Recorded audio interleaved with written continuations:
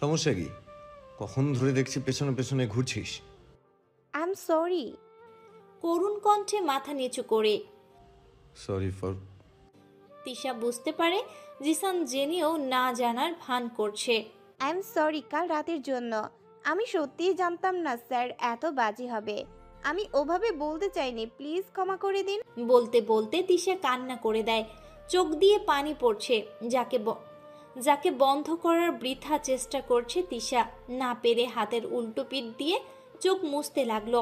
জিসান যতই রাগ করুক, কিন্তু তিশার কান্না একদমই সহ্য করতে পারে না। তিশার হাতটা ধরে এক টানে বুকের মধ্যে নিয়ে এলো। তিশাকে পরম আদরে বুকের মধ্যে চেপে ধরলো। আর তিশাও আজ জিসানের পিঠের দিকে গেঞ্জিটায় মুঠ দিয়ে ধরে রেখেছে। আজ তিশারও জিসানকে জড়িয়ে ধরেছে।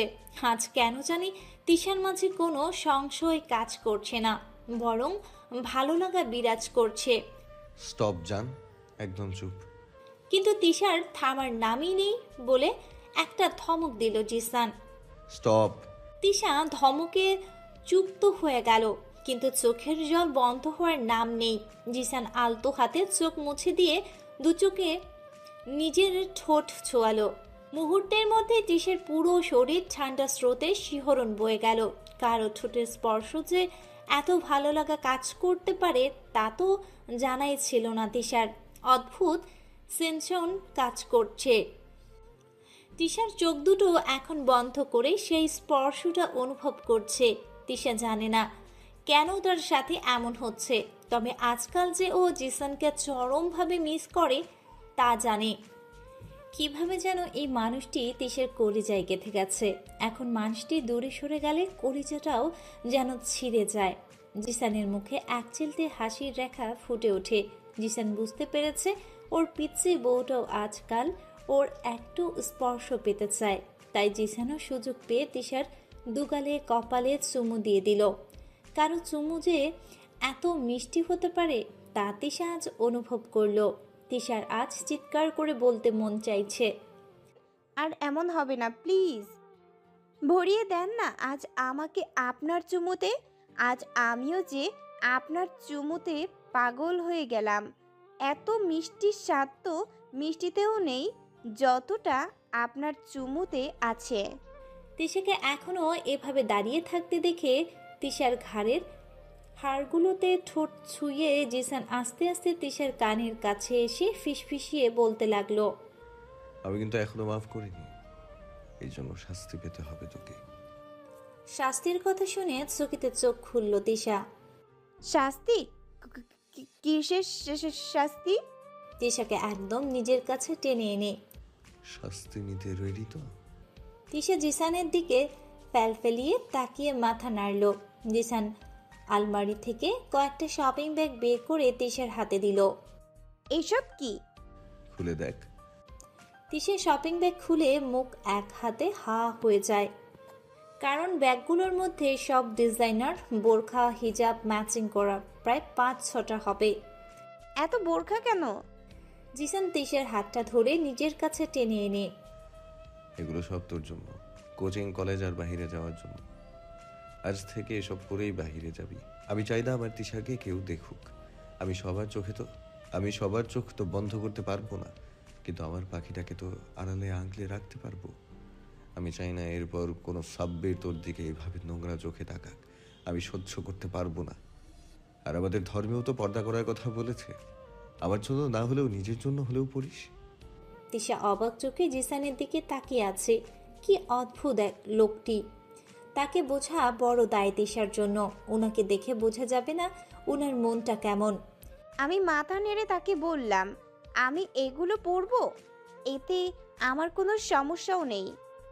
জিসান হেসে তিশার কপালে আরও একটা চুমু দিল।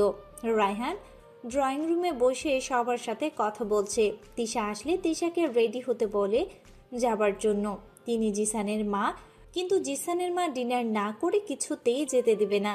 তাই এখন বসে থাকা ছাড়া কোনো উপায় নেই। তাওহিদ ও তৌফিক সাহেবের সাথে গল্প করার ফাঁকে জিসানের কথা জিজ্ঞেস করে, ভাইয়া জানি কোথায় গিয়েছে খুব তাড়াহুড়ো করে। ও আচ্ছা, হয়তো কোনো কাজ পড়েছে।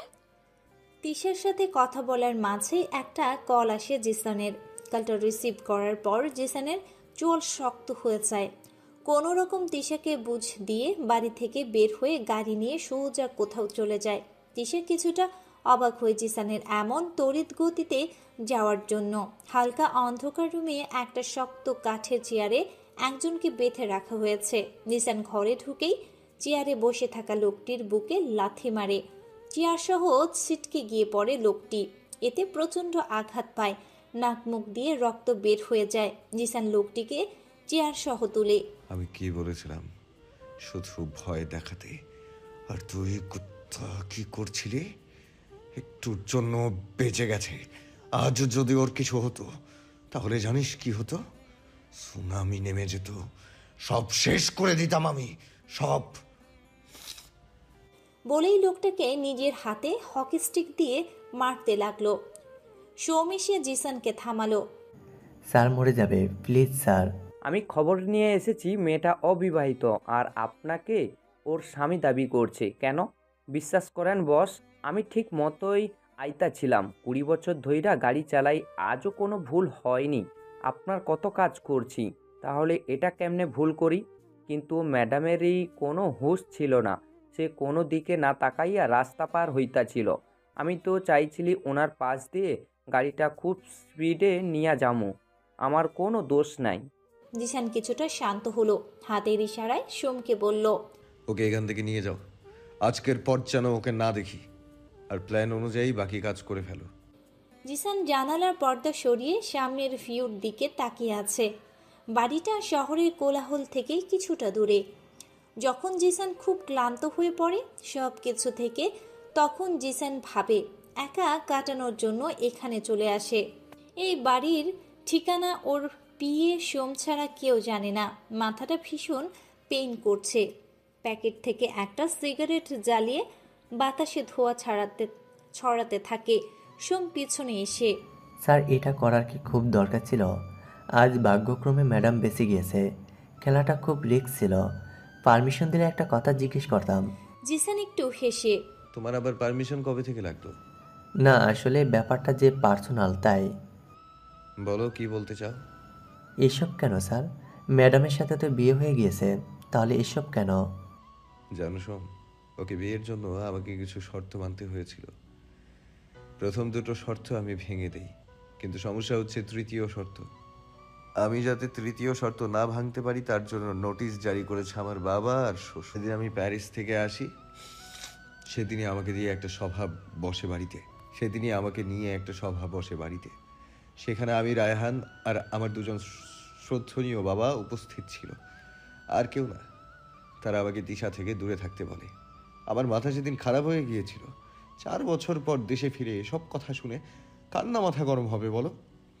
আমি তাদেরকে তিশার এইচএসসি পরীক্ষার পর তুলে দেওয়ার কথা বললে আবার শ্বশুর কিছু চিন্তা না করেই বলে ফেলে তিশার পড়ালেখা শেষ না হওয়া পর্যন্ত তারা এই বিষয় নিয়ে কোনো চিন্তা করবে না। আরে 4-5 বছর আমাকে অপেক্ষা করতে বলে তুমি বলো মগের মূল্য পেয়েছে? দীর্ঘ এত বছর ওর জন্য অপেক্ষা করেছি, সেই ছোট্ট থেকে ওর। এখন আবার নাকি অপেক্ষা? কিভাবে বলতে পারলো উনি? আমার ফ্রেন্ডদের বিয়ে হয়ে বাচ্চা কাচ্চা হয়ে গিয়েছে, আর আমি এখনো শুধু অপেক্ষা করে যাচ্ছি। তার উপর আরেক শর্ত, নিজের বইয়ের কাছ থেকে দূরে সরে থাকতে। তাদের এই শর্তটা মানতে আমি নারাজ। তাই তো সেদিন তিশাকে পুকুর থেকে বাঁচাবার পর আমার শ্বশুর এই বিষয় নিয়ে আর কোনো কথা বলেননি। মেয়ের জীবন বাঁচিয়েছি, কোন মুখে বলবে মেয়ে থেকে দূরে থাকতে? ওটা অন্য কথা, তিশাকে পুকুরে আমিই ফেলেছিলাম শুধু তিশার কাছে থাকার জন্য। সেটা না হয় বুঝলাম, কিন্তু আজ আবার এটা কেন? সব কি আজই শুনবে? ধৈর্য ধরো, ধৈর্যের ফল মিঠা হয়, জানো তো? হুম। জিসান একটা দীর্ঘশ্বাস ছেড়ে, জানো সোম, অপেক্ষা জিনিসটা কতটা খারাপ একমাত্র সে বুঝে যাকে এটা করতে হয়। তবু আমি অপেক্ষা করতে রাজি হয়েছিলাম, কিন্তু আমি এখন বুঝতে পারছি তিশার বাবার মনে অন্য কিছু চলছে। আমার আর তিশার ব্যাপারটা তখন মেনে নিলেও এখন মানতে চাইছে না। কোনো না কোনোভাবে তিশাকে আমার থেকে আলাদা করতে চাইছে। কারণটা কি আমি জানি না। তিনি হয়তো অন্য কিছু চিন্তা করেছেন। সে কিছু করুক, তার আগেই আমার জিনিসটি আমার কাছে নিয়ে আসতে হবে। ইচ্ছাগুলো জোর করে নিয়ে আসতে পারি, কিন্তু এতে আমি একটা মূল্যবান জিনিস হারাবো, আর তা হলো রায়হান। রায়হানকে আমি হারাতে চাই না। আর তিশার বাবার অমতে তিশাও আমার কাছে আসতে চাইবে না। আপোষে যেহেতু কিছু হবে না, তাহলে একটু আঙ্গুল বাঁকিয়ে নিয়ে নিই, সমস্যা কি? কোনো অবৈধ জিনিস তো চাইনি, আমার বিয়ে করা বৈধ বউটাকেই চাইছি। সোম অবাক দৃষ্টিতে তাকিয়েছে জিসানের দিকে। এই মানুষটিকে বোঝা তার জন্য অনেক কঠিন।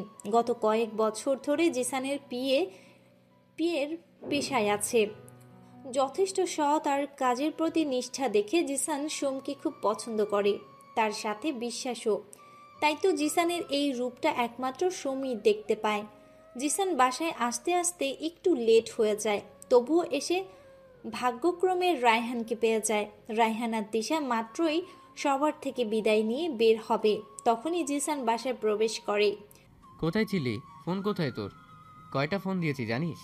রায়হানের কথায় জিসান ফোন চেক করে। সরি আর চার্জ নেই। এভাবে না বলে কোথাও যাবি না, এরপর বুঝলি এমনি তোর শত্রুর অভাব নেই। জিসান মৃদু হেসে। এভাবে বউয়ের মতো জেরা করা বন্ধ কর। আমার পিচ্ছি বউটাকে এসব শেখাতে নেই, তাহলে আমার কপাল পুড়বে। Shut up. রায়হান হেসে। এমন সময় রায়হানের কল আসে বাসা থেকে। রায়হান কলটি রিসিভ করে টেনশনে পড়ে যায়। ওকে, আমি আর তিশা তাড়াতাড়ি আসছি, তোমরা রেডি থেকো, তোমাদের স্টেশনে ছেড়ে দিয়ে আসবো। কলটা কেটে তিশাকে বলে। তাড়াতাড়ি চল, মা বাবা এক্ষুনি গ্রামে যাবে। তিশা প্রশ্ন করার আগে জিসান প্রশ্ন করে বসে। কেন? মামার অবস্থা ভালো না, হসপিটালে অ্যাডমিট আছে বর্তমানে। মা শুনেই কান্নায় ভাসিয়ে দিয়েছে, ভাইকে নিজ চোখে না দেখা পর্যন্ত থামবে না, তা বাবা ভালো করেই জানে। তাই এক্ষুনি যাওয়ার সিদ্ধান্ত নিয়েছে। তেশাকে বাসায় রেখে আবার বাবা মাকে স্টেশনে দিয়ে আসতে হবে। তুই স্টেশনে গেলে তিশার সাথে কে থাকবে? কেউ না, আমি বাহির দিয়ে দরজা লক করে যাব। আর কাল কাল যখন তুই অফিসে থাকবি তখন? রায়হান খুব ভালো করে বুঝতে পারছে জিসান কি বলতে চাইছে, তাই ও চিন্তায় পড়ে গেল। সমস্যা নেই, আমি একা থাকতে পারবো। তোকে কেউ জিজ্ঞেস করেছে? তাহলে রায় দিতে আসলি কেন? কোথাও যাবি না তুই, যতদিন বাবা মা না আসে। তিশার হাতটা ধরে বাসার ভেতরে নিয়ে গেল। তিশা ভাইয়ের দিকে তাকিয়ে আছে। রায়হান মাথা নাড়িয়ে হা বলে, তাই তিশাও চুপ হয়ে গেল। রায়হান ওর বাবা মাকে এই ব্যাপারটা বলে, তার উপর ওনারাও বুঝতে পারে জিসান কথাটা মন্দ বলেনি। তাই তিশা এখানেই থাক কিছুদিন, এতে টেনশনও কম হবে। রায়হান ও জিসান দুজনে গিয়ে তিশার বাবা মাকে ট্রেনে উঠিয়ে দিয়ে আসে। রায়হানকে বাড়ির সামনে নামিয়ে দিয়ে আস্তে আস্তে 12টা বেজে যায়। নিজের রুমের দিকে যাওয়ার সময় হঠাৎ কি মনে করে নিশি রুমে উকি মারে, তিশা নেই। গেল কোথায়? আমার রুমে না তো। জিসান নিজের রুমেও তিশাকে পায় না, ভাবতে লাগে কোথায় থাকতে পারে। হঠাৎ হাঁটা ধরে ছাদের দিকে, যা ভেবেছিল তিশা ছাদে দোলনাতে বসে আছে। চাঁদের স্নিগ্ধ আলো তিশার মুখে পড়ে এক অপরূপ সৌন্দর্য ফুটে উঠেছে। কি যে মায়া লাগছে তা উপলব্ধি করার মতো না। এই মায়ার জালেই তো আমি ফেসে গেছি, যার থেকে আমি মুক্তি পেতে চাই না। হালকা ঠান্ডা বাতাস বইছে, হয়তো কোথাও ঝড় হচ্ছে। জিসানের মনেও এই মেয়েটাকে দেখলে কেমন ঝড় হতে থাকে। এই ঝড়কে শান্ত করতে তোর ওই কাজল কালো আঁখি দুটির শান্ত চাহনি যথেষ্ট। জিসান একটু মুচকি হেসে তিশার পাশে গিয়ে বসলো। তিশা আকাশের দিকে তাকিয়েছিল। জিসানকে পাশে বসতে দেখে একবার তাকিয়ে আবার আকাশ দেখতে ব্যস্ত হয়ে পড়ল। মন খারাপ? হুম, তাহলে এত রাতে এখানে কি করছিস? চাঁদ দেখছি, কত সুন্দর তাই না? অনেক সুন্দর। তিশার দিকে তাকিয়ে তিশা একটু হেসে। আপনি তো দেখলেনই না, তাহলে কি করে বললেন? আমি আমার আকাশের চাঁদের কথা বলছি। ওই আকাশের চাঁদকে তো সবাই দেখে, অনেক কাছেও পেতে চায়, কিন্তু আমার আকাশের চাঁদটা শুধু আমার, এতে কারো অধিকার নেই, আর আমি কাউকে দেখতেও দেব না। তাহলে কি করবেন? ঘরে বন্দি করে রাখবেন? এর পরেও যদি দেখে ফেলে? ঘরে বন্দি করব না, তবে কেউ যাতে আশেপাশে না আসতে পারে তার ব্যবস্থা করে দেব। এরপরও যদি দেখে আমার ভেতরে, তাকে আড়াল করে ফেলবে। তিশা এবার জিসানের দিকে তাকালো। জিসান মাথাটা নিচু করে নিচের দিকে তাকিয়ে আছে। কি অদ্ভুত লোকটি, বিচিত্র তার চিন্তা ভাবনা। তার অর্ধেক কথা আমি কিছুই বুঝিনি।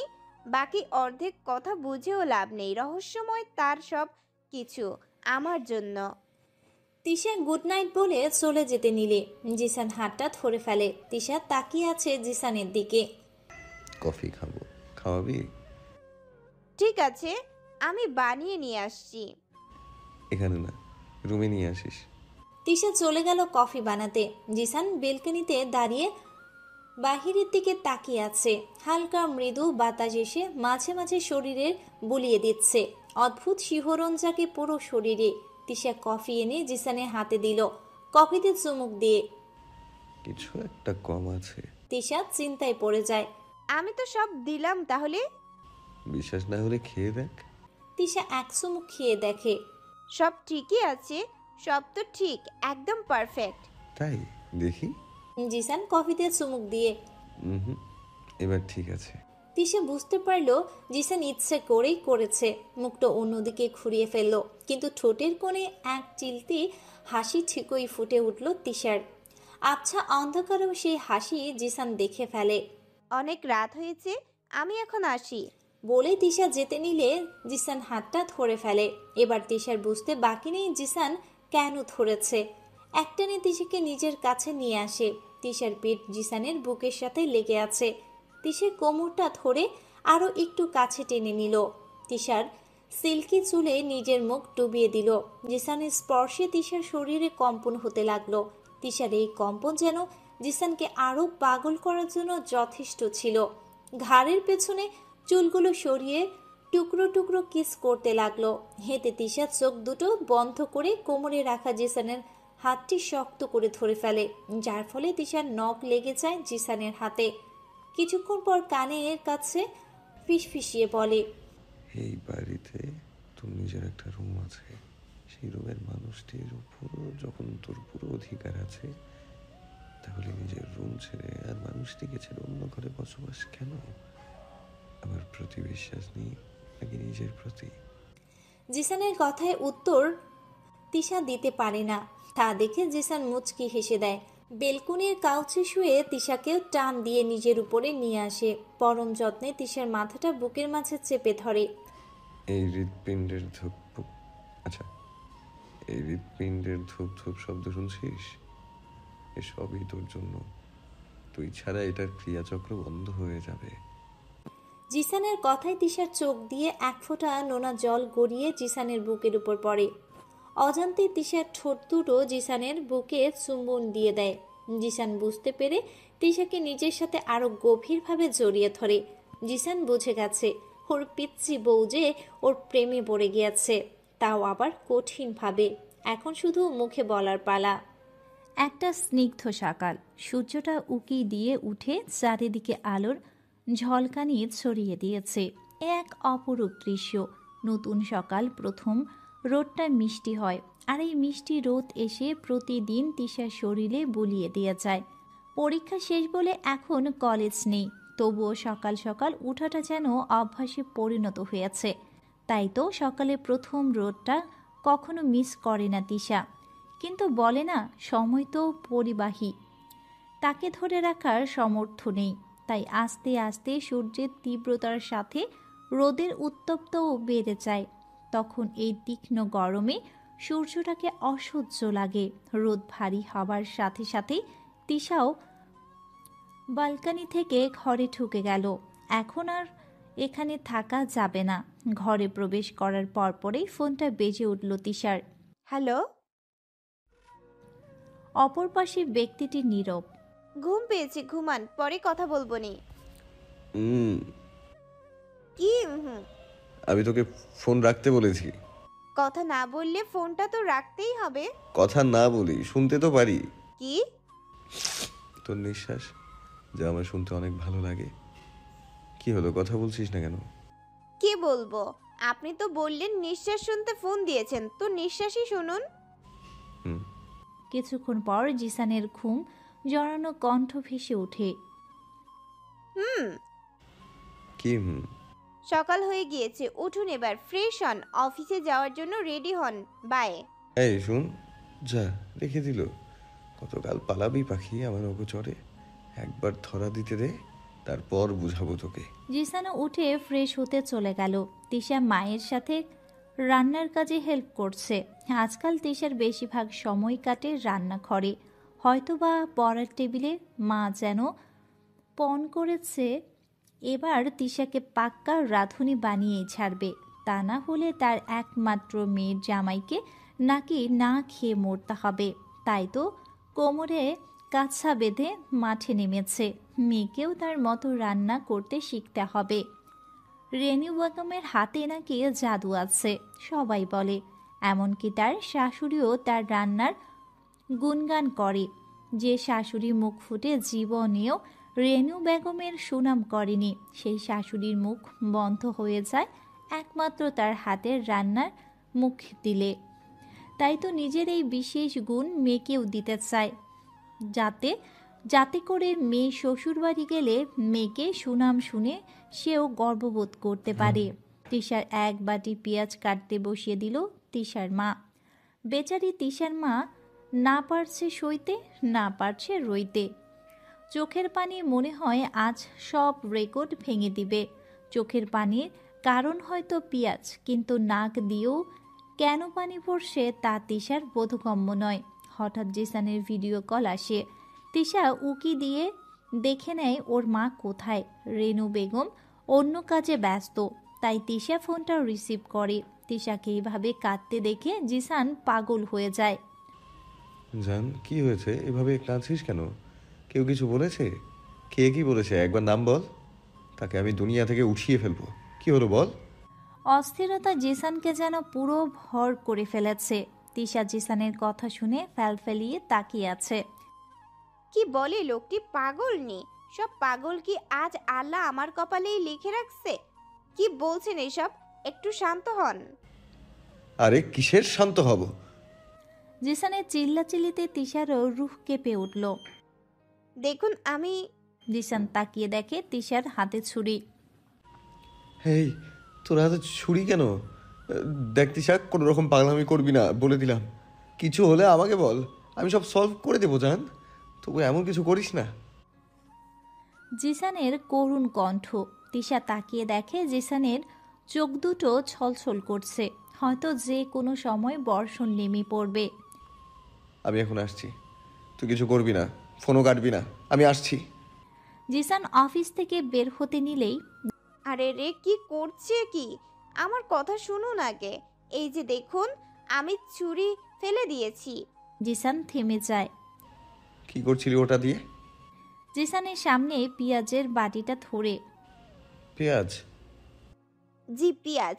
আমি পেঁয়াজ কাটছিলাম, তার কারণে আমার চোখ দিয়ে পানি পড়ছে, আর ছুরি ছাড়া কাটা যাবে না, তাই ওটা আমার হাতে ছিল। আপনি কোথাকার জিনিস কোথায় নিয়ে গেলেন? তোকে সব ফালতু কাজ করতে কে বলেছে? তিশা অবাক হয়ে গেল।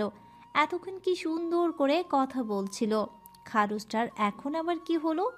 কি হলো? কথা বলছিস না কেন? তিশা কিছু বলবে তখনই মা রান্নাঘরে প্রবেশ করে, জিসানকে না দেখেই। কিরে তিশা, এখনো হয়নি?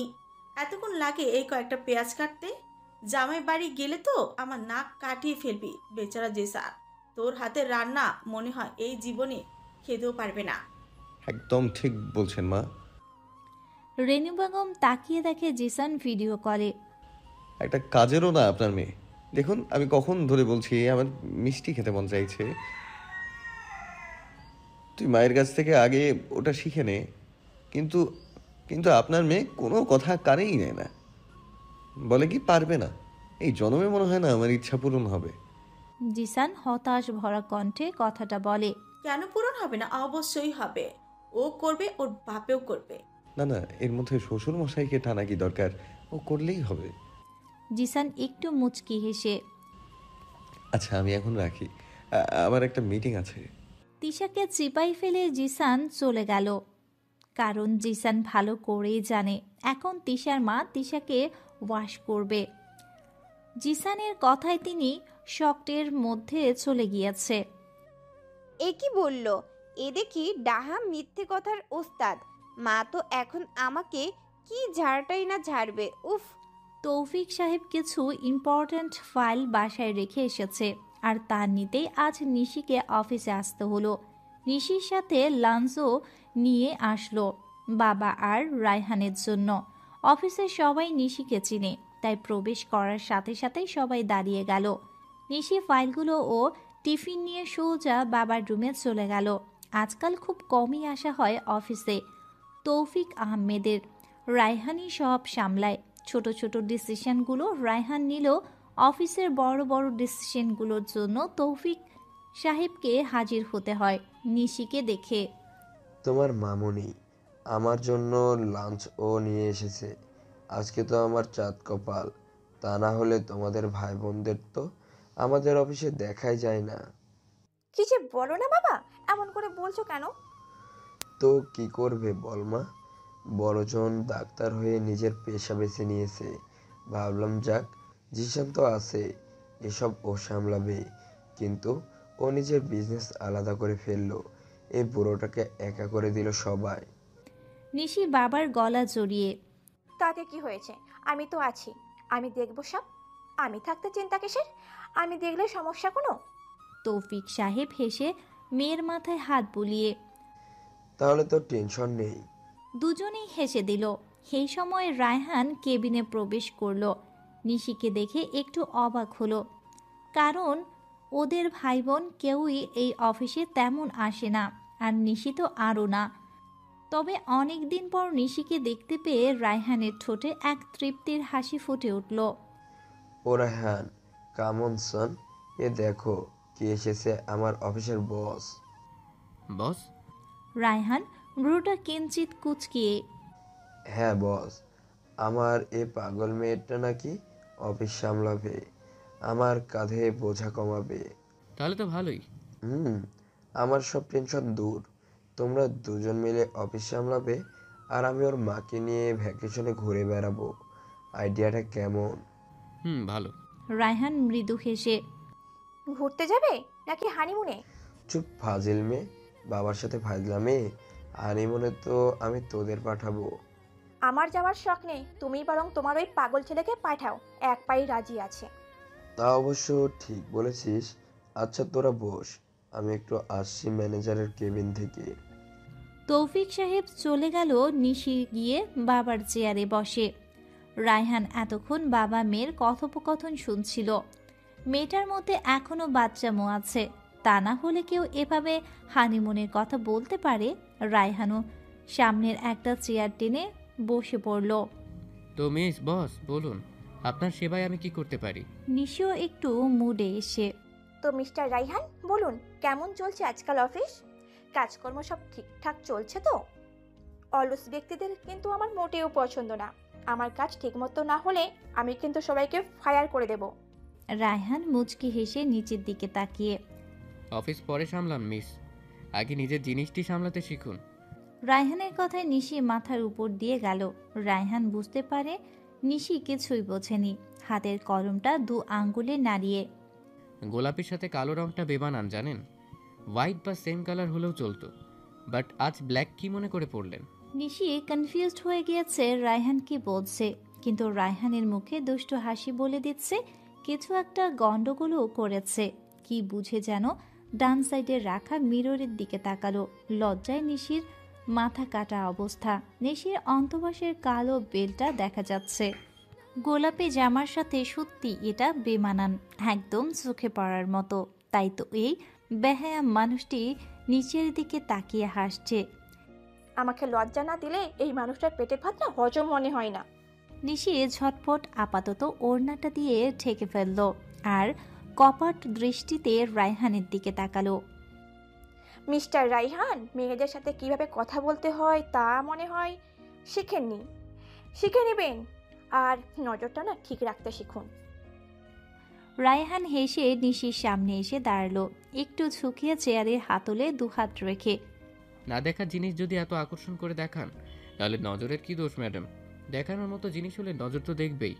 নির্ভর তো জিনিসটির উপর করে আর ওর মালিকের উপর। এছাড়া এমনি দেখিয়ে দেখিয়ে অফিসে যদি কাজ করেন, তাহলে পুরো অফিসই সামাল দিতে কষ্ট হবে আপনার। কি যাতা বলছেন? এটা জাস্ট একটা অ্যাক্সিডেন্ট, আর কিছুই না। ওকে, তাহলে একটু সাবধানে থাকবেন। এমন অ্যাক্সিডেন্ট যাতে রোজ রোজ না হয়। এটা কিন্তু আপনার হবু বরের সাথে নাইনসাফি হবে। এমনি বেচারা আপনাকে বিয়ে করে কষ্টে ভুগতে হবে। নিশি ভ্রুটা কুচকিয়ে, মানে? এই যে হবুবরের জিনিস আপনি লোকাচরে প্রদর্শন করছেন, তা তো বেচারার প্রতি না ইনসাফি, তাই না? রায়হানের কথায় নিশি রেগে লাল হয়ে যাচ্ছে। নিশিকে আরও রাগাতে রায়হান আবারও বলা শুরু করলো নিশির কানের কাছে গিয়ে, আপনার যে হানিমুনের কোনো ইন্টারেস্ট নেই সেটা বরকে আগেই বলে দিবেন, তা না হলে বেচারার সব স্বপ্ন ভ্যানিশ হয়ে যাবে, আপনার কারণে তার কষ্টও বেড়ে যাবে। নিশি মুখটা অন্যদিকে ঘুরিয়ে, সেটা আপনাকে ভাবতে হবে না, আমি আর আমার বর ভেবে নেবনি। আপনি আপনার মুখে লাগাম লাগান, দিন দিন বেহায়া হয়ে যাচ্ছে। আপনার বউ আবার আপনাকে ছেড়ে না চলে যায়। তাই নাকি? আমার একটা বিশেষ গুণ আছে, হাড় ভাঙার। তার মানে কি আপনি বউ পিটাবেন? চোখ দুটো ছোট ছোট করে রায়হান সোজা হয়ে দাঁড়িয়ে, মারার মতো কাজ করলে অবশ্যই পেটাবো।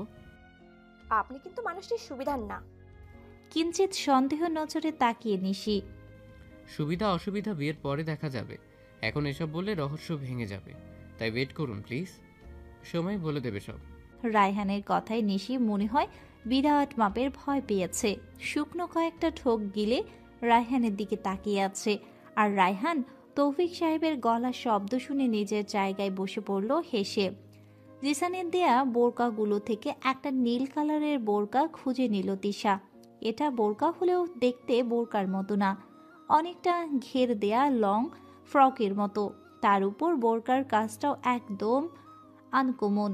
বোরকার কাজের সাথে ম্যাচিং করা হিজাব দিয়ে আপাতমস্তক ঠেকে নিল নিজেকে, একদম অন্যরকম লাগছে। এর আগেও জিসানের দেয়া বোরকাগুলো থেকে দুটো বোরকা পরে কলেজে গিয়েছিল পরীক্ষা দিতে, তখন এমন মনে হয়নি। আর যতটা ফুটে উঠেছে। ব্যাগের মধ্যে ফিরনি রাখা বক্সটি ভরে বের হতে রেনু বেগমের ডাকে দাঁড়িয়ে যায়। কোথায় যাস? তিশা কিছুটা বিরক্ত হয়। তোমাকে কতবার বললাম মা, কেউ যেতে নিলে পিছন থেকে ডাক দিবে না, এটা ভালো না। বুঝছি, আর জ্ঞান দিতে হবে না, বলে গেলেই তো আর ডাকতাম না। যার জন্য 2 ঘন্টা জেরে ফিরনি বানাতে শিখালাম তাকে খাওয়াতে আর কিছু বলবে? রেনুর মুখে হাসি। এনে সাবধানে যাস, তাড়াতাড়ি বাসায় ফিরে আসবি কিন্তু। তিশা চলে গেল ওর গন্তব্যে। অফিসের সামনে নেমে ভাড়া মিটিয়ে দাঁড়িয়ে আছে গেটের সামনে। না বলে আসাটা ঠিক হয়েছে কিনা দ্বিধায় ভুগতে লাগলো। কিছুক্ষণ ভাবার পর সব দ্বিধা দ্বন্দ্ব ফেলে ভেতরে প্রবেশ করলো। রিসেপশনে দাঁড়ানোর সাথে সাথে রিনি দাঁড়িয়ে, welcome ma'am. Thank you and good evening Rini আপু। স্যার আছে কেবিনে? জি ম্যাম, স্যার কেবিনেই আছে। আজ যেতে পারবো তো? পুরো অফিসটাই আপনার ম্যাম। নিজের কেবিনে জানালার সামনে দাঁড়িয়ে রাস্তার দিকে তাকিয়ে আছে লাবণী। হাতে রাখা ধোয়া ওঠা কফির চুমুক দিয়ে গম্ভীর চিন্তায় মগ্ন। আজকাল জিসানের ইগনোরের পরিমাণটাও বেড়ে গিয়েছে। সারাদিন একই অফিসে থেকে ওকে চোখে দেখা যায় না। খুব বেশি প্রয়োজন ছাড়া আমার সাথে কথাও বলে না। হাতের এই ডিলটা বাদে বাকি সব ডিল থেকে আমাকে সরিয়ে রেখেছে। কেন করছে জিসান এসব? এভাবে চলতে থাকলে জিসানকে পাওয়ার স্বপ্ন ভুলে যেতে হবে। ভাবতে গিয়ে হাতে রাখা কফিটা ঠান্ডা হয়ে গেল। তাই লাবণী কফিটা রাখতে জানালা থেকে সরতে নিলে হঠাৎ অফিসের গেটের দিকে নজর যায়। একটা মেয়ে সম্পূর্ণ ঠেকে ঢুকে অফিস বিল্ডিংয়ে প্রবেশ করলো। এত উপর থেকেও লাবণী বুঝতে অসুবিধা হলো না মেয়েটাকে। জিসানের কেবিনের দিকে পা বাড়াতে নিলে কারোর সাথে বাধা পায় তিশা। সামনে তাকিয়ে দেখে পদ আটকে দাঁড়িয়ে আছে লাবণী। হাই তিশা, কেমন আছো? আলহামদুলিল্লাহ আপু, আপনি কেমন আছেন? ভালো থাকতে দিলে কোথায়? আমার ভালো থাকার মানুষটিকে তো তুমি বেঁধে রেখেছো। তিশা একটু হেসে, ভুল বললেন আপু, আমি কাউকে বাঁধিনি। সেই মানুষটি আপোষে এসে আমার কাছে সারেন্ডার করেছে, আমি তো শুধু অ্যাকসেপ্ট করেছি, তবে জোর করিনি। বয়সের তুলনায় ভালোই কথা বলতে পারো। নিশ্চয়ই এসব কথাই জিসানকে ফাঁসিয়েছো। আমি না হয় কথাতেই ফাঁসালাম, আপনি কেন রূপ দিয়েও জিসানকে ফাঁসাতে পারলেন না? তিশার কথায় লাবণী শরীরে কাঁটা দিতে লাগলো। কারণ জিসান এখন একটা স্বপ্নের মধ্যে আছে। তা না হলে একজন প্রাপ্তবয়স্ক নারীকে রেখে তোমার মতো বাচ্চাকে কেন বিয়ে করলো? আর কি ভাবাবে তোমার কাছে? দুদিন সংসার করার পর যখন ও বুঝবে তুমি ওকে সেই সুখটা দিতে পারছো না যা ও একজন প্রাপ্তবয়স্ক নারী থেকে পাবে, তখন এসব ভালোবাসাগুলো পানসে হয়ে যাবে। জানোই তো, চাহিদার কাছে ভালোবাসা তুচ্ছ, আর পুরুষের চাহিদা ভালোবাসার থেকে একটু বেশি। এবার লাবণীর কথায় তিশা গা গুলিয়ে গেল। কী সব বলছে মেয়েটা, নিজেকে যথাসাধ্য শান্ত রেখে। ওকে আপু, তখন নয় আমরা বুঝে নিবনি, এই নিয়ে আপনাকে টেনশন করতে হবে না, তাও আবার আমাদের বেডরুমের প্রাইভেট সময় নিয়ে। এটা বলেই তিশা পাশ কাটিয়ে চলে গেল জিসানের কেবিনের উদ্দেশ্যে, আর লাবণী দাঁড়িয়ে তিশার যাওয়ার দিকে তাকিয়ে আছে। যতটা সহজে মনে করেছিলাম অতটা সহজ না। এই মেয়েটা তেজ বলে দিচ্ছে জিসানকে নিয়ে কতটা কনফিডেন্স, আর ওর এই কনফিডেন্স আমাকে ভাঙাতে হবে। কেবিনের সামনে দাঁড়িয়ে জোরে কয়েকটা শ্বাস নিয়ে নিজেকে শান্ত করে নিল তিশা। নক করার সাথে সাথেই ভেতর থেকে গম্ভীর কণ্ঠে ভেসে আসলো। Come in. তিশা কেবিনে প্রবেশ করে দেখে জিসান কাজে এতটাই ব্যস্ত যে কেবিনে কে এসেছে তা দেখারও সময় নেই। প্রায় 5 মিনিট হয়ে গিয়েছে, অথচ জিসান একটি বারও তাকিয়ে দেখল না তার সামনে দাঁড়িয়ে আছে। তিশা এবার খুব বিরক্ত হলো। কেউ কাজে এতটা মগ্ন হতে পারে তা তো এই লোকটাকে না দেখলে জানতই না। জিসানের ধ্যান নিজের দিকে করার জন্য একটু গলাটা ছাড়ল। জিসান ল্যাপটপ থেকে চোখ সরিয়ে সামনে একবার তাকিয়ে আবার ল্যাপটপে মন দিল। তিশা হতভম্ব, জিসান ওকে দেখেও কোনো রিয়েক্ট করলো না। কিন্তু কেন? তিশার মনটা নিমিষেই খারাপ হয়ে গেল। হয়তো এখানে আসা ঠিক হয়নি। তিশা চলে যেতে নিলে হঠাৎ হাতে টান অনুভব করে। পেছনে তাকিয়ে দেখে জিসান কেমন সন্দেহ নজরে ওর দিকে তাকিয়ে আছে। Tisha, is it you? তুই সত্যি আমার সামনে দাঁড়িয়ে আছিস? তিশার মাথাটা গরম হয়ে গেল। এতক্ষণ ধরে দাঁড়িয়ে আছে সাহেবের নাকি এখনো বিশ্বাস হয় না। তিশা হাতটা ঝটকা দিয়ে ছাড়িয়ে, না, এটা তিশার ভূত। সকালে মাকে মিথ্যা কথা বলে আমাকে বকা খাইয়েছেন না, তাই ঘাড় মটকাতে আসছি। জিসান ভুবন ফুলানো হাসি দিল। সামনে চেয়ারে বসে তিশাকেও টান দিয়ে নিজের কোলে বসিয়ে দিল। তিশা উঠতে নিলে কোমরকে শক্ত করে আঁকড়ে ধরে রাখে। ছাড়ুন আমায়। স্টপ জান, একদম নড়বি না বলে দিলাম। তিশা চুপচাপ মাথা নিচু করে বসে রইল। জিসান বুঝতে পারল অজান্তেই তিশাকে কষ্ট দিয়ে ফেলেছে। তিশাকে নিজের দিকে ঘুরিয়ে, সরি জান, আমি এভাবে বলতে চাইনি, বাট কি করব, রাগ উঠে গিয়েছিল। তিশার হাতটা নিজের গালে লাগিয়ে, আজকাল অফিসের কাজ অনেক বেশি, মাঝে মাঝে আমি একটু ফ্রাস্ট্রেটেড হয়ে পড়ি, তখন এক জায়গার রাগ আরেক জায়গায় ঝেড়ে ফেলি।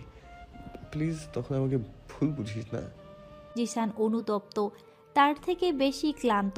ওর চেহারা স্পষ্ট ফুটে উঠেছে। তিশা মুখে হালকা হাসি এনে, ইটস ওকে, আমি কিছু মনে করিনি। জিসান তিশার হাতের আঙ্গুলে নিজের আঙ্গুল ঢুকিয়ে হাতের উল্টো পিঠে একটা কিস করলো। তিশা প্লেসিং করতে লাগলো। তো ম্যাডাম, আজ এই অধমকে স্মরণ করলেন কি মনে করে? আমি দেখা না দিলে আপনার দেখা তো পাওয়াই যায় না, তাহলে আমার আকাশের এই চাঁদটা দেখার কারণ কি? তিশা ব্লাশিং করতে লাগলো। তিশা একবার জিসানের দিকে তাকিয়ে ব্যাগ থেকে ফিরনির বক্স বের করে হাতে দিল। আপনার মিষ্টি। তিশা কিছুটা রাগ দেখিয়ে, এর জন্য মা আমাকে 2 ঘন্টা নন স্টপ ঝেড়েছে, সব আপনার জন্য। তাই নাকি? জিসান হেসে দিল। বাহ, আমার শাশুড়ির তো তুলনা হয় না। আমি কিন্তু বড়ই ইমপ্রেস তার উপর। উনি কিন্তু তোর থেকে বেশি আমাকে আদর করে, ঠিক বলেছি?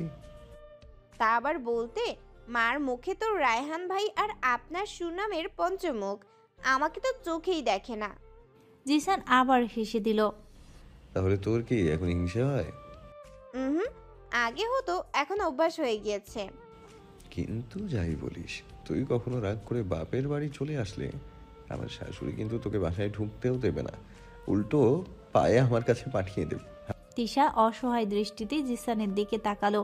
তিশার মুখটা 2 হাতে নিয়ে, আমি কখনো রাগ করে তোকে যেতেই দিব না। যত রাগ হোক, ঝগড়া হোক, তবুও যাওয়া যাবে না। ঝগড়া শেষ হলে যেতে পারবি, কিন্তু বনমালিন্য চলাকালীন বাসা থেকে বের হওয়া নিষেধ, বুঝলি? তিশা হালকা হেসে দিল। সোফায় বসে ফিরনির প্রথম চামচ ধরল তিশার দিকে। আমি খেয়ে এসেছি। তাতে কি, আমি তো দেখিনি। এখন আমার সাথেও শেয়ার করতে হবে। নে, হাঁ কর। তিশা মুখে দেওয়ার সাথে সাথে লাবণীর কেবিনে প্রবেশ করলো। জিসানকে এভাবে আদর করে তিশাকে খাইয়ে দেওয়ার দৃশ্য লাবণীর বুকটা মোচড় দিয়ে ওঠে, তবুও নিজেকে সংযত রেখে। আমাদের মিটিং আছে, তা হয়তো তুমি ভুলে গিয়েছো। জিসান তিশাকে খাওয়ার সাথে সাথে নিজেও খেয়ে নিচ্ছে। লাবণী আগেও বলেছি, কেবিনে প্রবেশ করার আগে অনুমতি নিয়ে নেবে, বিশেষ করে আমি যখন আমার ওয়াইফের সাথে থাকি। আর আজকের মিটিং ক্যান্সেল করে দাও, আজ আমি ব্যস্ত। লাবণীর মাথা বিগড়ে গেল। মিটিংটা খুব ইম্পর্টেন্ট জিসান, আর আমি তো দেখছি না তুমি তেমন ব্যস্ত। তাহলে জিসান উঠে দরজার সামনে গিয়ে কেবিনের ডোরটা খুলে। আমার ওয়াইফের সাথে কাটানো মুহূর্ত থেকে ইম্পর্টেন্ট আর কিছুই নেই আমার কাছে। আমার প্রাইভেট সময়টা আমি আমার ওয়াইফের সাথে একা থাকতে পছন্দ করি। লাবণী কিছু বলতে নিবে তার আগেই তুমি এখন আসতে পারো। লাবণী তিশার দিকে চোখ রাখিয়ে চলে গেল। জিসান পেছন থেকে বলে দিল, সোমকে বলবে পরবর্তী 24 ঘন্টা কেউ যাতে আমাকে ডিস্টার্ব না করে। জিসান এটা বলেই দরজাটা লাগিয়ে লক করে দিল। তিশার মুখে আজ বিশ্বজয়ের হাসি ফুটে উঠল। অনেকদিন পর আজ আহমেদ ভিলায় নতুন রঙে সেজেছে। আমাদের পিচ্চি তারিনের জন্মদিন বলে কথা। বাড়ির সবাই ভীষণ ব্যস্ত। পুরো বাড়ি মাথায় তুলে ফেলেছে জিসান। পরে না পুরো বাড়ি বিয়ে বাড়ির মতো সাজিয়ে ফেলুক। মনে হয় তারিনের আজ জন্মদিন না, বিয়ে। তারিনের জন্মের সময় জিসান ছিল না। তারিনের অনেক কিছু জিসান মিস করেছে, তাই এবারের জন্মদিন নিজের সব শখ পূরণ করবে।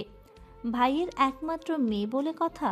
তাওহিদ আর তানজিলা অবশ্য এসব কিছু করতে চায়নি, সাদামাটাভাবে পালন করতে চেয়েছিল, কিন্তু জিসানের জিদে সবাই মানতে হয়েছে।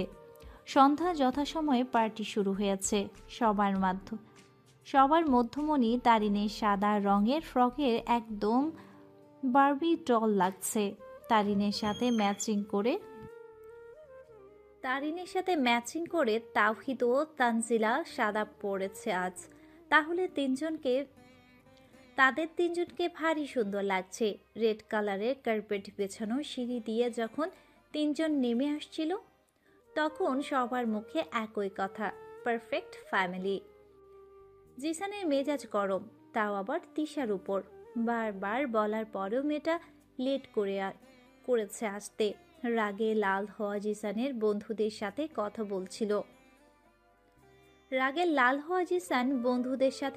বলছিল।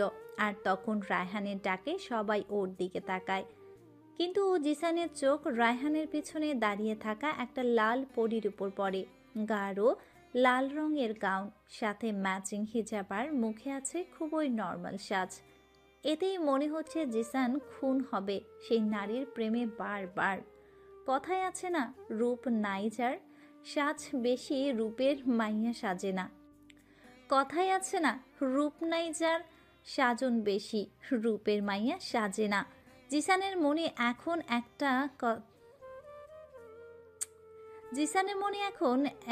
কথা বেজে উঠেছে, রূপ মানেই সুন্দর, আর সেই সুন্দর সব ক্ষেত্রেই হয়। কালো সাদা চামড়ার ব্যাপার না। কালো মেয়েদেরও অনেক সময় এমনি সুন্দর লাগে, সাজতে হয় না। কালো মেয়েরা তো মায়াবতী হয়। তবে তিশা কালো নয়, তিশার গায়ের রং হলদেটে সাদা। একদম সাদা নয়, দুধের মতো এক চিমটি হলুদ মিক্সড করলে একটা ভিন্ন রং দেখা যায়। পুরো সাদাও নয়, পুরো হলুদও নয়। জিসানের কাছে তিশার রংটা তেমনই মনে হয়। এর মধ্যে রেড কালারটা তিশার শরীরে অসাধারণ লাগছে। এমন রূপে তিশাকে জিসান খুবই কমই দেখেছে, তাই তো চোখ ফেরানো দায় হয়ে পড়েছে আজ। তিশার ঠিক পেছনে লাবণী দাঁড়িয়েছিল। আজ লাবণীও লাল পরেছে। জিসানের শাড়ি পছন্দ বলে লাল নেটের একটা শাড়ি পরে এসেছে, সাথে দামি অর্নামেন্টস ও মুখে ভারী মেকআপ। মূলত তিশার পাশে লাবণীকে দেখেই জিসানের মনে এমন একটা কথাটা এসেছে। তিশা নর্মাল সাজ যেখানে জিসানকে ঘায়েল করতে পারে, সেখানে লাবণীর ভারী মেকআপ কোনো কাজে না। বলে না, কেউ তোমাকে ভালোবাসলেই এমনিতেই বাসবে, তুমি যেমন আছো তেমন ভালোবাসবে। তোমার বাহিক চাকচিক্য নয়, তোমার মনটা দেখে ভালোবাসবে। সে ভালোবাসা হয় পিওর, একদম সোনার মতো খাঁটি। জিসান রায়হানকে পাশ কাটিয়ে তিশার দিকে চলে গেল। রায়হান তো আশ্চর্য জিসানের বিহেভ দেখে। এত লেট করলি কেন? কতবার ফোন দিয়েছি, ফোন রিসিভ করিসনি। এত কিসের ব্যস্ততা তোর? কথা বলছিস না কেন? জিসান এক নাগারে বলেই গেল। তিশা কিছু বলতে যাবে, তার আগেই রায়হান এসে। কিরে, আমিও যে আসছি, চোখে দেখিসনি? জিসান বিরক্ত চোখে রায়হানের দিকে তাকিয়ে। তুই কি আমার গার্লফ্রেন্ড নাকি বউ? তোর দিকে নজর দিতে হবে? যা, তোর দলের মানুষ সব ওই দিকে দাঁড়িয়ে আছে, ওখানে যা। রায়হান তাকিয়ে দেখলো ওদের ফ্রেন্ডসরা ইশারা করে ওকে ডাকছে। রায়হান ভালো করে জানে বন্ধু তার বউ পাগল, তাই বলে লাভ নেই। কিছুক্ষণ পর কেক কাটা হলো। ছোট্ট তারিন, তিশা ও জিসানকে একসাথে কেক খাওয়ালো। তিশা তারিনকে একটা বড় ডল দিয়ে বলল, এটা তোমার ছোট চাচা চাচির তরফ থেকে। তিশা জিসানের দিকে তাকিয়ে বলল, আমার তরফ থেকে মানে? এটা তো আপনি দিলেন। জিসান সবার আড়ালে তিশার কোমরটা ধরে টান দিয়ে কাছে টেনে এনে, জান, আমরা কি আলাদা? এটা কেমন কথা? দুটো শরীর একই মনে গাথা। চোখ টিপ মেরে লাবণী দূর থেকে সবই দেখছে। জিসান যে তিশার সাথে চিপকে আছে, এত কি আছে ওই মেয়েটার মাঝে যে অন্য কাউকে দেখার সময় নেই জিসানের, তাতে তাপ চেপে চিবিয়ে সহ্য করছে।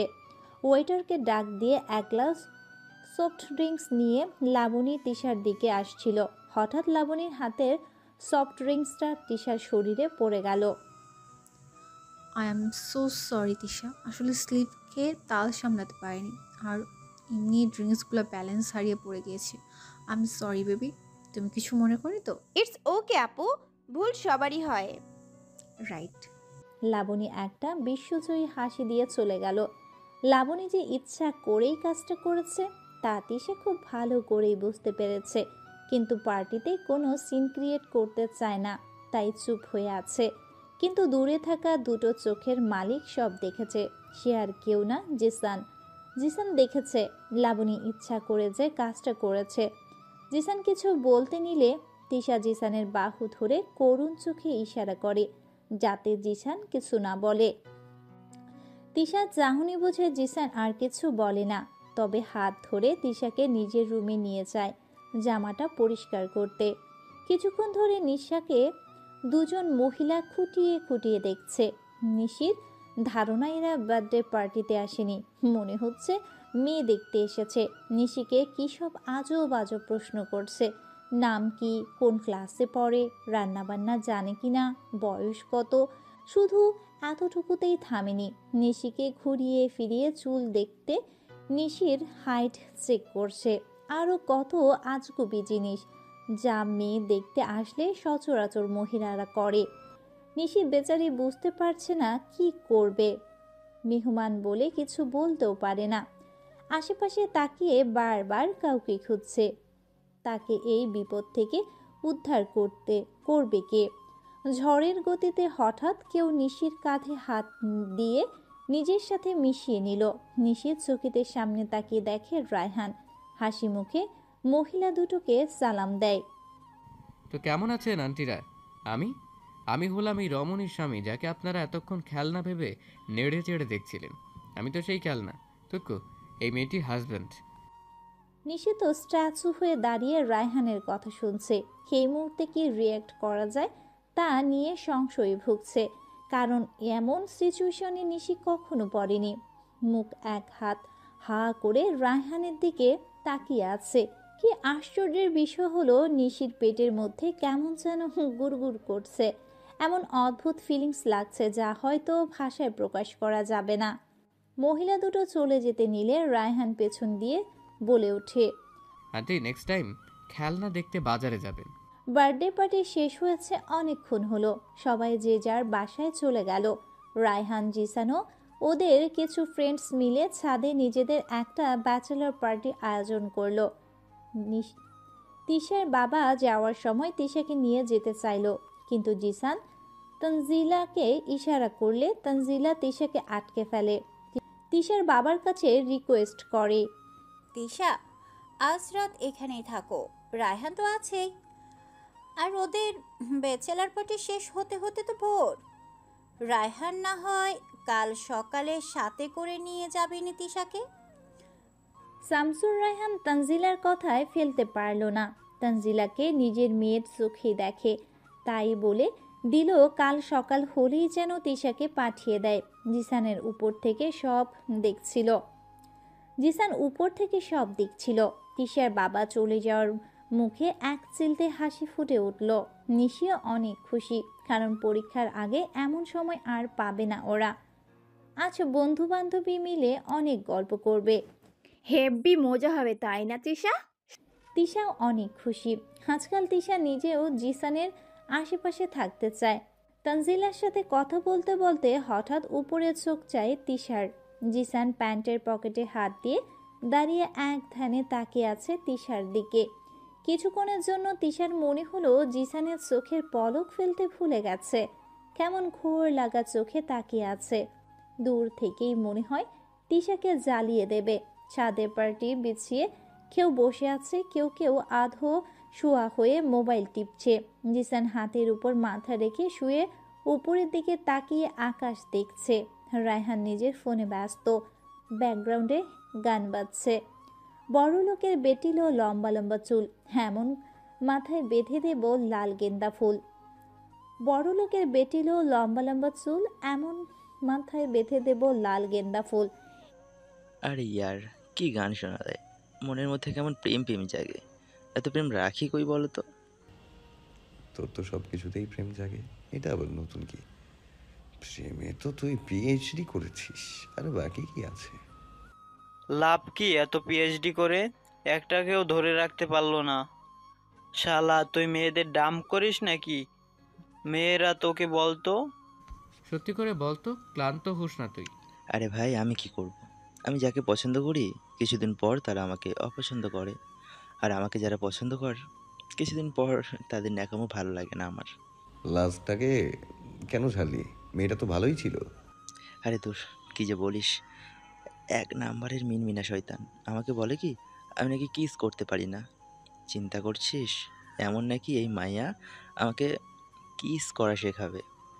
আরে আমার কিসের রেকর্ড শুনলে যে কেউ নির্ঘাত স্ট্রোক করবে, আর আমাকে বলে আমি নাকি কিস করতে জানি না। জিসান শোয়া থেকে উঠে বসলো।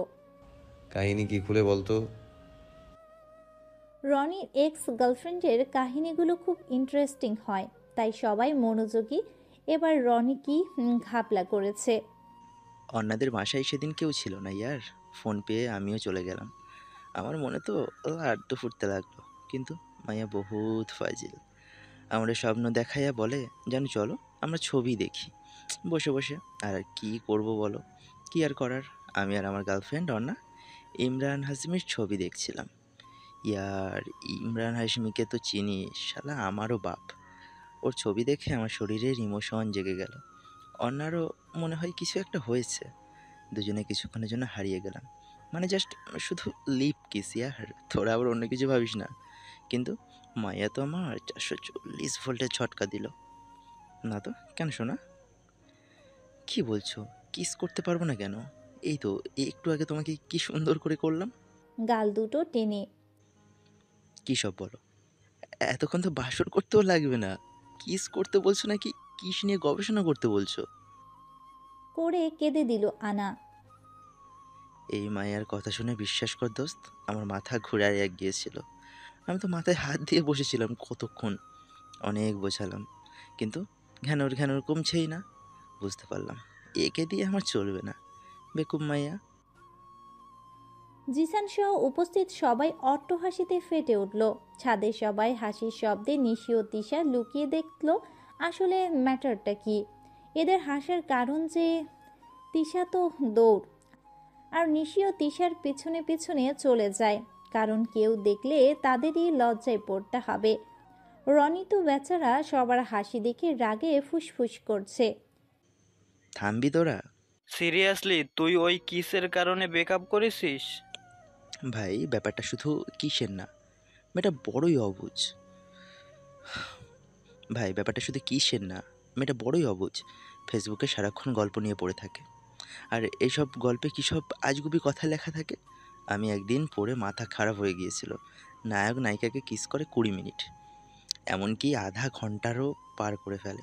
সিরিয়াসলি কিস করতে এত টাইম নিল ভাই? এরা বাকি কাজ কখন করবে বলো তো? কেউ কেউ তো লিখে বাসর, কেউ কেউ তো লিখে বাসর নাকি সারা রাত ভোর চলে। আরে ভাই, আমার কথা হচ্ছে এত এনার্জি পাই কই? এমন হলে তো বাসর রাতেই পরের দিনই বউ পালাবে ভয়ে। সবাই আবার অট্টহাসিতে ফেটে উঠল। এবার রনির রাগ হলো না, তবে বন্ধুদের এমন কাণ্ডে একটু নিরাশ হলো। লিসেন গাইস, এটা হাসার ব্যাপার না, খুবই সিরিয়াস ব্যাপার। বিয়ের আগে সব ক্লিয়ার করে ফেলা উচিত, তা না হলে বউ বলবে নতুন জামাই কিছুই পারে না, টাইটেল দিয়ে দেবে। জিসান রনির কাঁধে হাত রেখে, দোস্ত, কিস একটা অনুভূতি, আর সেখানে লিপ কিস তো খুব বিশেষ মানুষকে করতে হয়। তুই যেভাবে হাঁটে ঘাটে কিস করে বেড়াস, এইটা তো হওয়ারই কথা। এখন থেকে নিজের বিশেষ মানুষটির জন্য বাঁচিয়ে রাখিস, তাহলে আর এমন সিচুয়েশনে পড়তে হবে না। আর বলি না গল্পের কথা, এটা তো জাস্ট পাঠকদের ইমপ্রেস করার জন্য বলা হয়, এটাকে সিরিয়াস নেওয়ার কিছুই নেই। ঠিক বলছে জিসান, গল্প মানেই গল্প। গল্পে এমন হাজারো কথা লেখা হয় পাঠকদের আকর্ষণ করার জন্য। কিছু অবুঝ গল্পকে অনেকটা সিরিয়াস নিয়ে নেয়। তোর এক্স গার্লফ্রেন্ডও এমন। মেয়েটা বোঝার দোষ, আর কিছু না। তুই ঠিকমতো বুঝিয়ে বলতি, অবশ্যই বুঝতো। এভাবে বন্ধুরা কথা বলতে বলতে কখন যে অনেক রাত হয়ে গিয়েছে কেউই টের পায়নি। রায়হান বাদে বাকি সবাই চলে গেল। রায়হান ও জিসান থেকে বিদায় নিল। রায়হানকে গেস্ট রুমে দেখিয়ে জিসান নিজের রুমে চলে গেল। কথা ছিল তিশা এই বাসায় থাকলে নিজের রুমেই থাকবে, কিন্তু মেয়েটা আজও নিশির রুমে ঘুমিয়ে পড়েছে। জিসান রুমে গিয়ে তিশাকে পেল না। গভীর ঘুমে তিশা, তাই হয়তো টেরও পায়নি জিসান। গভীর ঘুমে তিশা, তাই হয়তো টেরও পায়নি জিসান যে কখন ওকে কোলে করে নিজের রুমে গিয়ে শুয়ে দিল। কালো কালারের টি শার্ট আর প্লাজো আজ জিসানের চোখে তিশাকে অন্যরকম সুন্দর লাগছে। তিশা নড়াচড়া করে ওঠে। টি শার্টটা সরে গিয়ে সাদা পেটটা বের হয়ে যায়। জিসান তিশাকে ভালোবাসে সত্ত্বেও কখনো খারাপ নজরে দেখেনি। নিজের ভালোবাসা আর চাহিদাকে একটা লিমিটের মধ্যে রেখেছে, কখনো সেই লিমিট ক্রস করেনি। নিজেকে যথাসাধ্য কন্ট্রোল করার ক্ষমতা আছে। কিন্তু আজ কি হচ্ছে? এসির রুমেও জিসান ঘামছে, কেমন ঘোরের মধ্যে চলে যাচ্ছে। তিশার সাদা পেটটা ভীষণভাবে আকর্ষণ করছে জিসানকে। না চাইতেও চোখ বারবার আটকে যাচ্ছে নাভির সাথে তিলটার দিকে। কখন যে জিসান তিশার অনেকটা কাছে চলে গেছে নিজেও জানে না। বুড়ো আঙ্গুল দিয়ে পেটের তিলটা একটু ছুঁয়ে দিল। ঘুমের ঘরে কারো স্পর্শ পেয়ে তিশা আবার একটু নড়ে উঠল। শার্টটি আরও একটু সরে যায়। জিসানের ধৈর্যের বাঁধ যেন আজ ভেঙে যাচ্ছে। মনের মাঝে বিশাল ঝড় বয়ে যাচ্ছে। কখন কিভাবে জিসান নিজেও জানে না। জিসানের ঠোঁট দুটো তিশার সাদা পেটটা ছুঁয়ে দিল। অবশেষে মন আর ব্রেনের মধ্যে ব্রেনের জয় করে নিল। জিসান ব্যালকনিতে দাঁড়িয়ে সিগারেটের ধোঁয়া ছাড়ছে, নিজেকে যথাসাধ্য শান্ত করার চেষ্টায় শুধু। আমি আমাদের বিশেষ রাতটা এভাবে করতে চাই না জান। এত বছরের অপেক্ষা আমার, তিল তিল করে গড়ে তোলা আমার রাজপ্রাসাদের রানী তুই। আমাদের বিশেষ রাত হবে অনেক বিশেষভাবে। ঘুমন্ত তিশার মুখের দিকে তাকিয়ে, এই রানীর মনের কথা জানে রাজা, তবুও মুখে শোনার প্রতীক্ষা। তোকে বলতে হবে জান, মুখে একবার। আমি শুনতে চাই তোর মুখ থেকে ম্যাজিক্যাল 3টি ওয়ার্ড। কিছুক্ষণ পর হাতে সিগারেটটা ফেলে দিল। রুমে প্রবেশ করে এসির পাওয়ার বাড়িয়ে তিশাকে নিয়ে কম্বলে ঢুকে পড়ল। এসির হিম শীতল বাতাসে তিশার ঠান্ডা লাগছে। তিশা জিসানের সাথে আরও লেপটে যায়। জিসানও তিশাকে নিজের বাহু ডোরে জড়িয়ে কপালে একটা আদর দিয়ে দিল। কিছুক্ষণের মধ্যে রাজ্যের ঘুম জিসানের চোখ ভর করল। নিশির ঘুম আজ তাড়াতাড়ি ভেঙে গেছে। তিশাকে পাশে না পেয়ে বুঝতে বাকি রইল না বান্ধবীকে কে কিডন্যাপ করেছে। সবাই সবার মতো খুশি, শুধু আমার গাধাটাই কিছু বোঝে না। এটাকে পোটাতে পোটাতে আমিই মনে হয় বুড়ি হয়ে যাব। আর তখন সন্ন্যাসীদের মতো গান গেয়ে বেরাবো। বুড়ি হইলাম তোর কারণে পরাণের বান্ধবী রে, বুড়ি হইলাম তোর কারণে। নিশি ফ্রেশ হয়ে ছাদের দিকে যেতে নিলে গেস্ট রুমের দিকে নজর পড়ে। রাইহান ভাই তো থাকার কথা, দেখি তো ফাজিলটা আছেনি। রুমের দরজা খুলে আস্তে করে ভেতরে ঢুকে। দিনের আলোও ঘর অন্ধকারাচ্ছন্ন। বিছানায় কেউ উপর হয়ে শুয়ে আছে। ব্যক্তিটাকে দেখার জন্য একটু সামনে গেল। এখনো চেহারা দেখা যাচ্ছে না, তাই একটু ঝুঁকে দেখার চেষ্টা করলো। হঠাৎ ঝড়ের গতিতে কেউ ওকে বিছানায় ফেলে কম্বলের মধ্যে নিয়ে খুব শক্ত করে জড়িয়ে ধরল। এত দ্রুত ঘটনার ঘটল যে নিশি কিছুই বুঝে উঠতে পারল না। ওর ধ্যান ভাঙল কারো গভীর নিঃশ্বাস এসে নিশির ঘাড়ে বাড়ি যখন খেলো। নিশি মাথাটা উঁচু করে বোঝার চেষ্টা করে ব্যক্তিটাকে। তাকিয়ে দেখে রায়হান। নিশি যা ভেবেছে। নিশি কিছুটা বরফ হয়ে গেল কিছুক্ষণের জন্য, কারণ রায়হানের এত কাছাকাছি কখনো নিশি আসা হয়নি। রায়হান কেন, আজ পর্যন্ত নিশি অন্য কোনো ছেলের পাশেও বসেনি। আজ তো রায়হান ওর একদম কাছে। বুকের ভেতরে ছোট্ট হার্টটা দ্রুত গতিতে চলছে। শরীরে কেমন কারেন্ট লাগছে বারবার। কাঁপাকাঁপি হাতে রায়হানকে সরানোর চেষ্টা করছে। নিশি নড়াচড়াতে রায়হান আরও শক্ত করে ধরে ঘাড়ে মুখ ডুবালো। উফ সুইটার্ট, এত নড়ছো কেন? এমনিই তোমাকে কাছে পাই না, বারবার পালিয়ে যাও। এখন তো একটু আদর করতে পারো। রায়হান নিশির ঘাড়ে ঠোঁট ছোঁয়ালো। নিশি গলা শুকিয়ে গেল রায়হানের ঠোঁটের স্পর্শে। হঠাৎ মনে পড়ল রায়হান ঘুমিয়ে কাউকে স্মরণ করছে, কিন্তু কাকে? ওই কোন শাকচুন্নিকে স্মরণ করে ঘুমের মধ্যে লুতুপুতু শুরু করেছে? তোরে তো আমি। নিশি খুব জোরেই রায়হানকে ধাক্কা দিল। নিশির ধাক্কাধাক্কিতে রায়হান হালকা চোখ খুলে দেখে নিশি ওর পাশে। লাফ দিয়ে উঠে যায়। এই তুই এখানে কি করিস? আমি যা খুশি তাই করি। আগে বলেন ঘুমের ঘরে কাকে এত আদর করে রাখছেন? কিসে? কে সে? নিশির রাগে কটমটিয়ে। রায়হান মাথাটা চুলকিয়ে। আরো নাম নিয়েছি আমি। হুম? কার? সুইটহার্ট। রায়হান বিছানায় বসে। যাক, বেঁচে গেলাম এই যাত্রায়। বেঁচে গেলেন মানে? রায়হানের একদম কাছে এসে। কে এই সুইটহার্ট? রায়হান ভ্রু কুঁচকে। তোকে বলবো কেন? যা এখান থেকে। এত সকালে তোকে আমার ঘরে দেখলে কি মনে করবে সবাই? আমার সম্মানের ফালুদা হয়ে যাবে।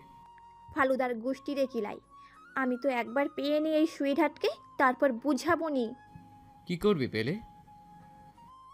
কি করব? কেটে টুকরো টুকরো করে মরিচ লবণ মেখে রোদে শুকিয়ে কাকদের খেতে দেব। এটা বলে নিশি হনহন করে চলে গেল। রায়হান হাঁপ ছেড়ে বাঁচল। উফ, কি সাংঘাতিক মেয়ে রে। রায়হান, একটুর জন্য বেঁচে গেলি। এই মেয়ে যদি জানতে পারে তোর মনের কথা, তোকে আঙ্গুলে ঘুরিয়ে ঘুরিয়ে নাচাবে। সরি সুইটহার্ট, এখনো সময় হয়নি বলার। সময় হলে আমিই বলে দেব। একটু তো অপেক্ষা করতে হবে তোকে। এই প্রেম টেম আমাকে দিয়ে হবে না। আমি তো তোকে একেবারে বউ করে ঘরে তুলব। তখন দেখব নি এত রাগ কোথা থেকে পাস। দেখতে দেখতে অনেক দিন চলে গেল। নিশি ও তিশার ফাইনাল পরীক্ষাও শেষ হয়ে গেল। পরীক্ষার কারণে তিশা অনেক ব্যস্ত ছিল। জিসানও এর মাঝে জ্বালায়নি। প্রতিদিন রাতে কিছুক্ষণ কথা হতো ওদের। এরপর আর সারা দিন কোনো কথা হতো না। জিসান ইচ্ছে করেই ফোন দিত না। জিসান চায় না তিশা এখন অন্য কিছু নিয়ে ভাবুক। ভালো মতো সব পরীক্ষাগুলো শেষ হলো। এখন শুধু রেজাল্টের আশা। ইদানিং রায়হান রুহি মেয়েটাকে নিয়ে বিশাল ঝামেলায় পড়েছে। কথাই নাই, বাতি নাই, হুটহাট রায়হানের সামনে চলে আসে। রায়হান যতই অ্যাভয়েড করার চেষ্টা করে, মেয়েটা ততই গায়ে পড়ে। আজ তো লিমিট ক্রস করে ফেলেছে। রাস্তায় দাঁড়িয়ে গোলাপ ফুল দিয়ে রায়হানকে প্রপোজ করেছে। ভাগ্যিস রাস্তায় তেমন লোকজন ছিল না। রায়হান ইচ্ছা মতো অনেকগুলো কথা শুনিয়ে দিয়েছে। রায়হানের অপমানে রুহির চোখে অশ্রু ছিল না, ছিল অন্য কিছু যা রায়হান দেখতে পায়নি। দেখলে বুঝতে পারত কত দ্রুত একটা ঝড় আসছে তাদের দিকে। অনেকদিন পর তিশা নীলুর বাসায় এলো। দু বান্ধবী বিছানায় শুয়ে সিলিং ফ্যানটার দিকে তাকিয়ে আছে। নীলু, আবির ভাইয়া কিছু বলেছে? নীলু নীরবতা পালন করছে। কি হলো বল? তুই কেন বলতে গেলি আবির ভাইয়াকে তিশা? জানিস আজকাল তার সামনে যেতেও লজ্জা করে। আরে আমার লজ্জাপতি, আগে বল সে কি বলেছে? আবির ভাইয়ের বাবা মা আসবে কিছুদিন পর আমাদের এঙ্গেজমেন্ট আর বিয়ের ডেট ঠিক করতে। সেই নাকি সোজা বিয়ে করবে, প্রেম টেম করে কোনো রিস্ক নিতে নারাজ। তাই নি, এটা তো অনেক খুশির খবর। আর ফকিনি, তুই আমাকে এত ইন্টারেস্টিং খবর খালি মুখে শোনালি। আমার কিন্তু ডাবল ট্রিট চাই, তোর তরফ থেকে এবং আবির জিজুর তরফ থেকেও। দু বান্ধবী হেসে পুরো ঘর কাঁপিয়ে দিল। এভাবে তিশা বেশ কিছুক্ষণ থেকে বাড়িতে চলে আসলো। এভাবে বেশ কিছুক্ষণ কেটে গেল। এরপর নিশি ও তিশার ভার্সিটির অ্যাডমিশন টেস্টের জন্য কোচিং শুরু হয়ে গেল। দুজনেই সমান তালে পড়াশোনা শুরু করে দিল ভালো একটা কলেজে চান্স পাওয়ার লক্ষ্যে। দিনগুলো ভালোই কাটছিল তিশার। এরই মাঝে তিশার দাদি অসুস্থ হয়ে পড়ল, তাই ওর বাবাকে আর্জেন্ট গ্রামের বাড়ি যেতে হলো।